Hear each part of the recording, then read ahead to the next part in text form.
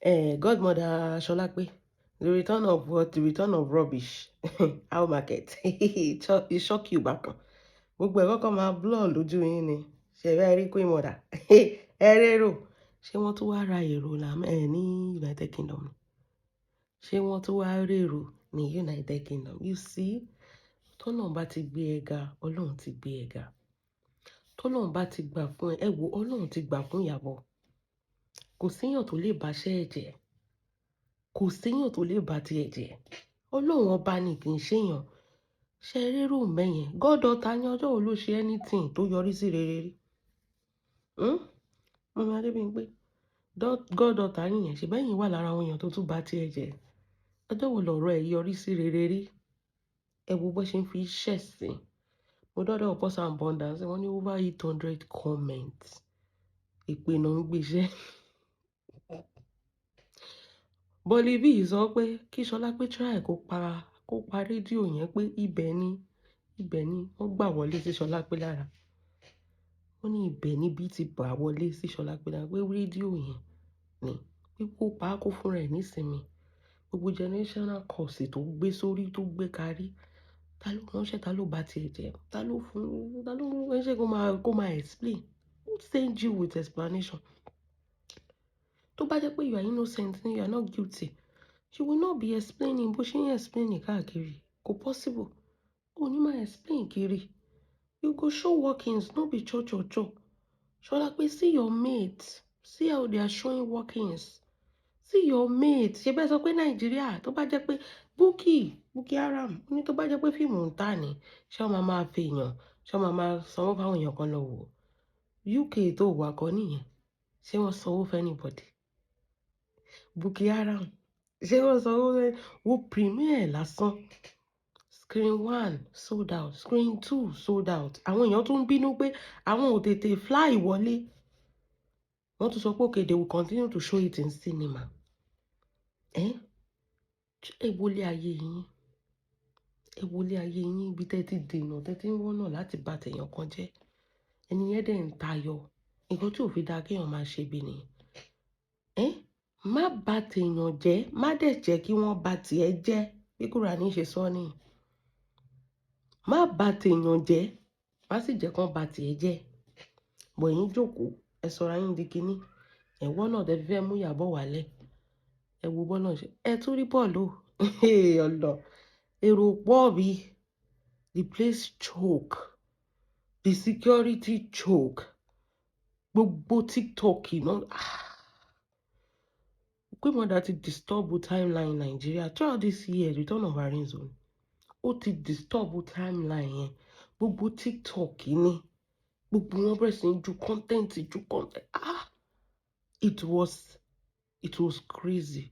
Àtẹ̀rù pé ti Nigeria ló ṣe ṣoṣo tí UK yẹn. Kò ṣeé ṣe kí ni? Kò ṣeé fẹnu sọ. Ẹ wò ó yá, how market? Ìyábọ̀ tó jẹ́ pé kíní kan, ọ̀tá kíní kan máa ṣe kíní kan, ọ̀tá kíní kan, how market? Return of rubbish ni fíìmù wọn ò tà, how market? Ṣé ti rí ń sìn? Mo fẹ́ bèrè question kan. Kí ló dé tó jẹ́ pé ẹ̀ ń fail ni? Ṣé mọ̀ pé this is not the first time tẹ́ ti wọ́nà láti bi Ìyábọ̀ ṣubú tẹ́ fail bọ̀m̀bẹ́. Bọ̀ kí ló dé tẹ́ máa ń fail náà? Ṣé bẹ́ẹ̀ gbé ilẹ̀ ọ̀gẹ́rẹ́ dání? Ilẹ̀ ọ̀gẹ́rẹ́ gan rí pé ọmọ yẹn ó gbìyànjú ti rọ́kọ̀. Kì í ṣe pé kéèyàn jókòó sójú kan kó máa fẹnu gẹ́ran sáwo. Ní wèrè tó máa sọ pé ọmọ ó lówó ju Priscilla àti Juma lọ combine. Ọmọ is a billionaire in pounds. Ṣé ọmọ tó ń ṣe ọmọ ọ̀dọ́ ọlọ́kà?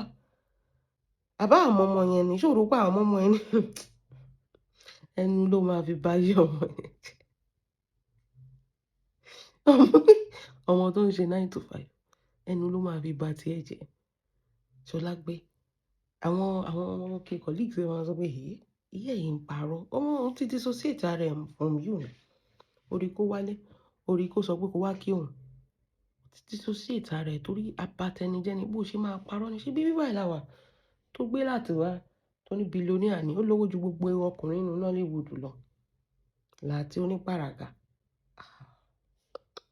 láti tí wọ́n fún ara ẹ̀ confirm pé ibi ló le dọ́dọ̀ ẹ̀ tó kẹ́rù ẹ̀ kúrò nílé tó wá bá sábẹ́ obìnrin tó lọ sàbá sábẹ́ ṣé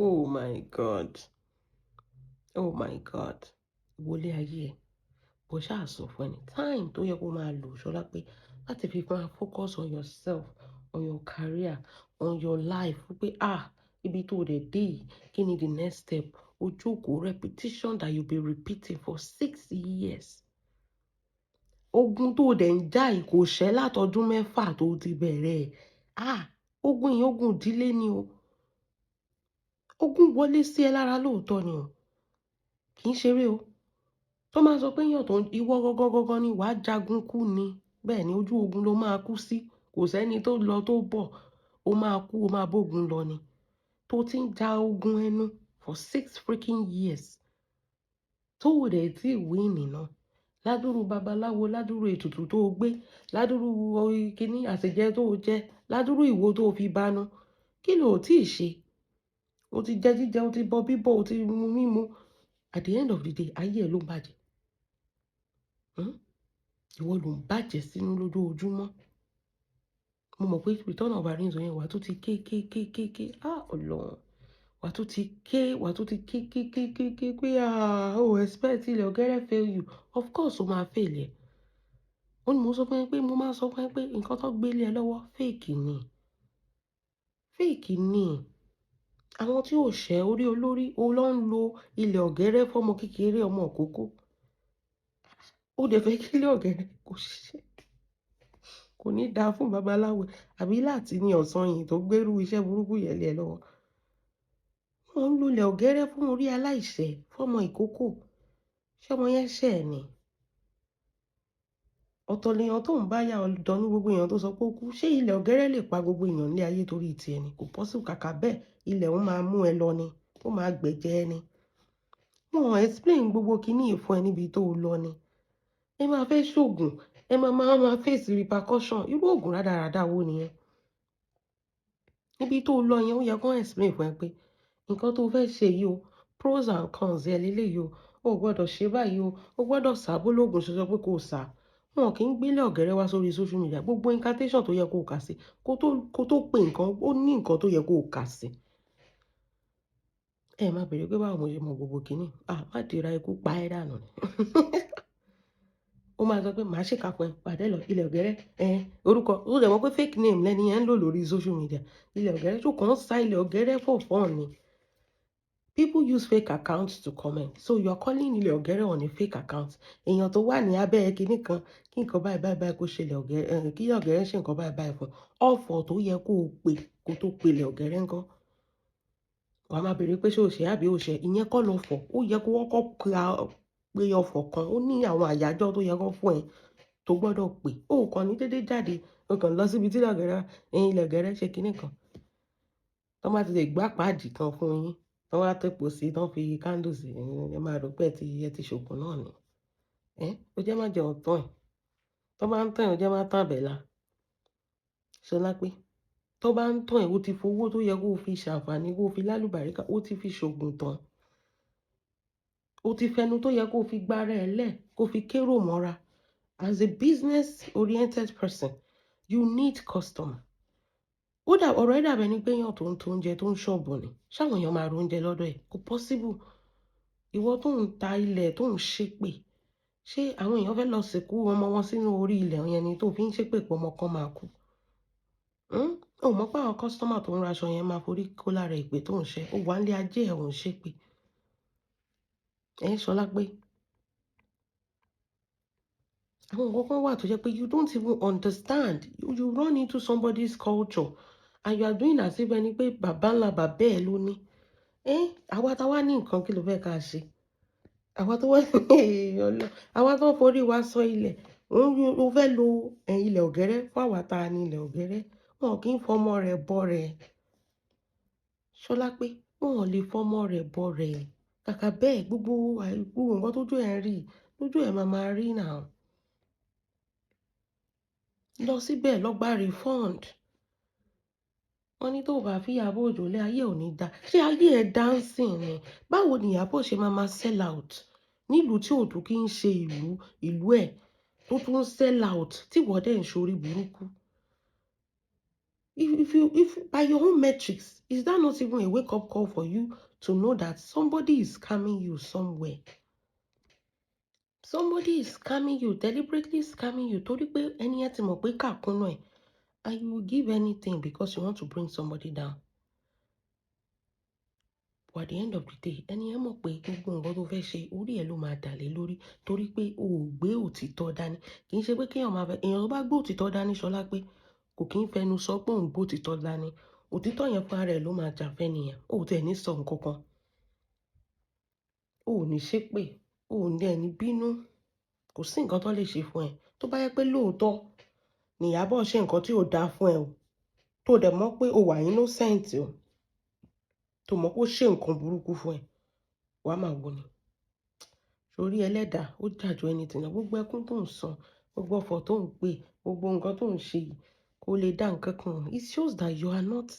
Èèyàn tó bá gbé òótọ́ dání ò kì í sọ pé òun gbé òótọ́ dání. Àwọn nǹkan tí ò yé ẹ nìyẹn. O ò gbọ́rọ̀ tí Ìyábọ̀ ó ní kí Ọlọ́run bá ṣèdájọ́. O ò mọ̀ pé ọ̀rọ̀ yẹn ó ti ju gbogbo nǹkan tó lè sọ pé o tójú bọ̀ lọ. O ò mọ̀ pé ó ti ba tiẹ̀ jẹ́ nìyẹn. O yé ẹ as èèyàn tó sọ pé òun jẹ́ class captain láti primary 5. Ó yẹ kó o ti understand wípé èèyàn tó lè sọ fún ẹ pé kí Ọlọ́run kó ṣèdájọ́ láàrin ẹ̀yin méjèèjì, kò sí nǹkan tó lè gbé wá. Kò sí nǹkan tó lè tójú bọ̀, kò sí babaláwo tó lè ṣe fún ẹ mọ́. Ó máa ṣe kí ni, ó máa fail bọ́ǹdì ẹ̀. Torí Ọlọ́run ju gbogbo nǹkan lọ. That is it. Nǹkan tó yẹ kó o fi bá Ìyábọ̀ tà ní. Bọ̀ torí pé ìka ti kúnnú ẹ̀, ìka tó fẹ́ ṣe, wàá tún ké báyìí ni pé ẹ̀yin èèyàn, Ìyábọ̀ ti sold out, wàá tún lọ sunkún ni. Tó bá ń touch figure Nàìjíríà, ṣé wọ́n fẹ́ touch figure UK? Ṣé wọ́n lè touch figure UK? Tó bá ń touch figure Nàìjíríà?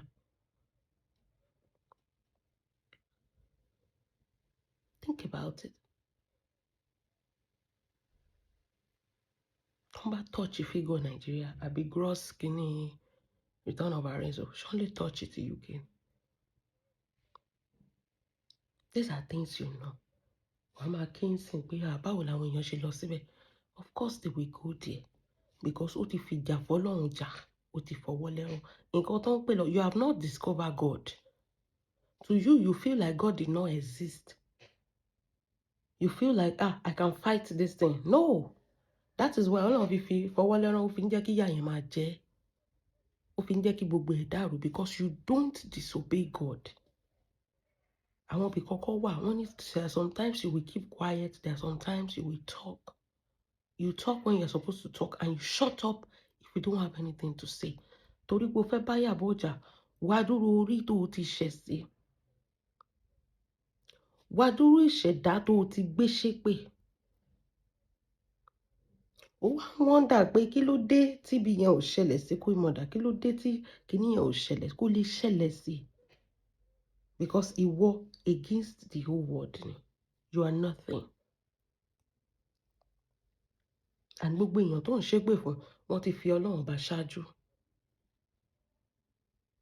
Wọ́n ti fi Ọlọ́run bá ṣe kí ni ìgbẹ́kẹ̀lé pé Ọlọ́run, mi ò ní nǹkan míì lẹ́yìn ìyẹn o.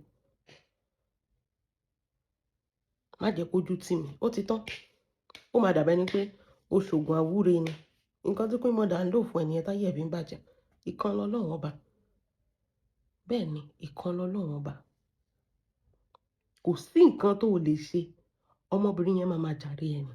Wàá máa sunkún ni. Tó bá tún máa jáde bá ojú àtún ti wú àti kékékékéké. Wàá máa wò pé Ìyábọ̀, báwo ló ṣe fẹ́ ṣe báyìí? Kò lè ṣeé ṣe. Aṣọ mọ problem tó ní ni pé you still don't understand it yet. Mo wá wò pé ṣé ìgbà tó bá ti yaṣọ mọ́ra ẹ lọ́rùn ló fẹ́ understand pé this fight ó ti lose, ó ti jẹ̀bi. Ṣé ó dìgbà tó bá jókòó sórí live video tó wá mú aṣọ ẹ tó yá dànù báyìí ló tó máa mọ̀ pé ó ti jẹ̀bi. Because as at now tí gbogbo iṣẹ́ ẹ̀ ń díṣẹ́, kò tí ì yẹ pé ó ti jẹ̀bi lójú tiẹ̀. Mò ń pe èdè kan, mo ní wèrè ò kí ń mọ̀ pé òun ti ya wèrè, lójú wèrè ara òun yá ni, ara òun yá gágágágágá. Bọ́rọ̀ ẹ̀ ṣe rí nìyẹn. And àwọn wèrè tó tún surround ẹ̀, wèrè náà ni wọ́n, including especially Lati, because kò yẹ kó máa wù ẹ́ kó wá máa lọ kó wá amount to nothing ní ìwọ tó jẹ́ pé ọmọ ṣiṣẹ́ ni ẹ́. Àríkẹ́ kò yẹ kó wù ẹ́ kó má dà nǹkan kan, ṣe ló dàbí ẹni pé gbogbo wọn conspire pé ẹ jẹ́ ká yẹ̀ bàjẹ́. Ìtẹ́ ń ṣe sickness wise, ìgbà ò ti run ni. If anything tó bá ń ṣe tó bá ti ń touch source of income ẹ, you have lost that fight. Ara nǹkan tí mọ̀mọ́ fi ń jẹ̀bi lọ́jọ́ tèmi náà. In everything tó ń ṣe, ó ti fi emotion, ó ti fi gbé page ẹ̀, ó ti fi gbé wọnú fracas, ó dẹ̀ lose ẹ̀. Péyàn dàgbà, ìyẹn ò sọ pé èèyàn yẹn lọ́pọlọ. Báwo sọ pé tẹ bá gba ẹ̀jẹ̀ mọ̀mọ́ tẹ gba ẹ̀jẹ̀ Lizzy, ẹ máa rí wèrè díẹ̀díẹ̀, wèrè ráńpẹ́ láàrin àwọn méjèèjì.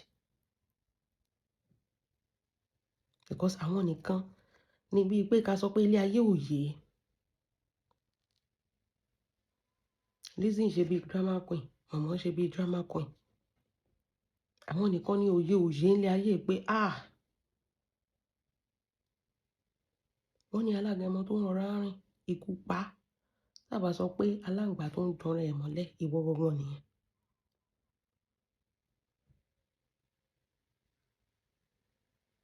Ìwọ gangan nìyẹn. Táyé bá ń gbà fún ẹ, shut up. Sórí ọjọ́ tó ti bẹ̀rẹ̀ sí ń jẹ̀bi, ọjọ́ tó ti kọ́kọ́ jáde pé gbogbo àwọn ọmọ ọkọ ẹ̀ ó ti kọrúkọ wọn sínú wíìlì. Ṣé o rò pé wọ́n fẹ́ kó pẹ́ láyé ni? You are so dumb, Ọlọ́run. Ṣé o rò pé wọ́n fẹ́ kó pẹ́ láyé? Ṣé o rò pé ó wù Láti kó pẹ́ láyé ni? Láti tó jẹ́ pé ó mọ nǹkan tó le dọ́dọ̀ ẹ̀.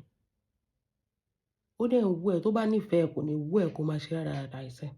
Kò possible. Ó mọ nǹkan tó le dọ́dọ̀ ẹ̀, ebi ni. Lẹ́yìn ìgbà tó wá fi gbogbo orúkọ àwọn ọmọ ẹ̀ sínú wíìlì. Ṣé o rò pé Láti fẹ́ jókòó tí ẹ̀ kó máa ṣe rádaràda tó ń ṣe? Ó ń dúró kí táìmù ẹ pé ni. Bẹ́ẹ̀ ni, ọmọlọ́mọ calculative attempt ni. Ó fẹ́ ọkọ, ó sọ ṣẹ́nu, ó sọ ògo nù. Tó bá sọ pé the greatest downfall in Nigerian Nollywood celebrity, ìwọ ló yẹ kó mú. From grace to grass. Well, no, depending on nǹkan tó fi pinlẹ̀ ṣe ọ̀la ẹ̀ o. I'm not even going to say much about that. Depending on nǹkan tó fi pinlẹ̀ ṣe ọ̀la ẹ̀, if you build it, ilé foundation tá a fi tọ́ ọmọ ni. Kí ló máa wo? Tó bá jẹ́ pé aburú ló fi pinlẹ̀ ṣe ọ̀la ẹ̀, bí àtòrí ẹ̀ láburú ṣe ń ṣe ẹ́ lọ́jọ́ alẹ́ tó yẹ kó fẹ̀yìntì, kó máa enjoy the fruit of your labour. Nísìnyí ó yẹ kó máa harvest ní gbogbo ibi tó ti gbìn sí. Ó yẹ kó máa ká gbogbo nǹkan tó ti gbìn ni. By the end of the day, orí burúkú ló ń ṣe. Ìtẹ́ ń ṣe pé òkè iṣẹ́ òun tó ń tẹ̀síwájú. Iṣẹ́ òun dúró ni. Ó ń fold up. Ó wá déyàn tí ò ní nǹkan kan. Ṣebí ìgbà tó kọ́kọ́ bẹ̀rẹ̀, ṣebí inú ṣọ́ọ̀bù ó máa kún báyìí ni. Ó máa kún fàyà báyìí. Later, ó bẹ̀rẹ̀ sí ń káṣọ séjìká. Later, ó bẹ̀rẹ̀ sí ń laṣọ ń gbàǹjo. Every week ló ń ṣe discount. Ó wá di pé kò sáṣọ mọ́ rárá. Rédíò àsọ̀rọ̀ máa gbé sí. Ìwà àti rédíò lẹ́sẹ̀ wá ń ṣe wèrè láàrin rẹ̀. Wọ́n ló fẹ́ sọ̀rọ̀ ṣáájú rédíò. Ìwà àti rédíò lẹ́sẹ̀ wá ń pín wèrè ṣe. Ó ti kẹ̀yìn méjì. Tó bá yá rédíò yẹn máa ta kókó ní sọ̀rọ̀ mọ́. Wọ́n wá kó wọ nìkan. Àwọn ẹgbẹ́ ń ṣe rere nílé ayé. Wọ́n sọ pé premiere movie yẹn tí ò bá ń ṣe tiẹ̀ gan, ó yẹ kó invite ẹ kó wà ń bẹ̀. A lot of things, gbogbo àwọn celebration tó ń ṣe yẹn, wàṣọ tó ń mú, by now ó yẹ kó ti lọ in fashion designer. Who is Lawani? Ìwọ́gun ọ̀dọ̀ ẹ ló yẹ kó ti wá máa wọṣọ.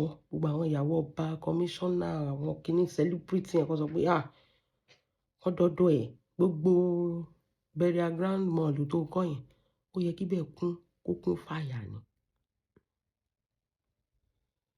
Kò yẹ kí bẹ́ẹ̀ wá scanty. Nǹkan tó fi pinlẹ̀ ṣọ́la ẹ, bóyá nǹkan tó wá ọjọ́ alẹ́, bó ṣe sọ pé ọjọ́ alẹ́ máa rí leléyìí, torí èmi ò tí ì rírú àpadà sí aburú tó dé bẹ́ẹ̀ rí. Mi ò tí ì rírí o. Mi ò rírí o, mi ò mọ èèyàn tó ṣẹ o. Dàbí ẹlẹ́dàá ìyá ẹ padà lẹ́yìn ẹ̀ ni, tó ń sọ pé ìyá ẹ ojoojúmọ́ ló ń ralẹ̀ fún, ojoojúmọ́ ló ń kọ́lé fún. Kó o ti ẹ̀ rẹ́ orí ìsàré ẹ̀, o kọ̀, o mọ ibi tán sì yẹ ẹ sí. Bóyá ìyá ẹ ló dẹ̀ lò according to wọn tá à ń gbọ́ lórí social media. Bóyá torí ẹni gbogbo ẹ ṣe wá gbóná fún ẹ join tó jẹ́ pé gbogbo ọjọ́ alẹ́ you are thinking about now, what about in the next 10-20 years? Kí ló fẹ́ kù fún ẹ? Kí ló fẹ́ kù fún ẹ, Ṣọlápé? What do we know? Ibi tó ti tó ń parọ́ pé olówó ju pèsè wò ó, nǹkan tó bá wù ẹ́ ni kò sọ. Kò sí irọ́ tó ò tí ì pa fún wa lórí ọ̀rọ̀ olówó dé. Ìwọ ló ń kàtà wọlé. Ọkọ ẹ lówó ju gbogbo celebrity nínú Nollywood lọ. Ọmọ ẹ lówó ju Priscilla àti Juma combine. We can see, àbí? Ṣé àárín ni? We can all see it now.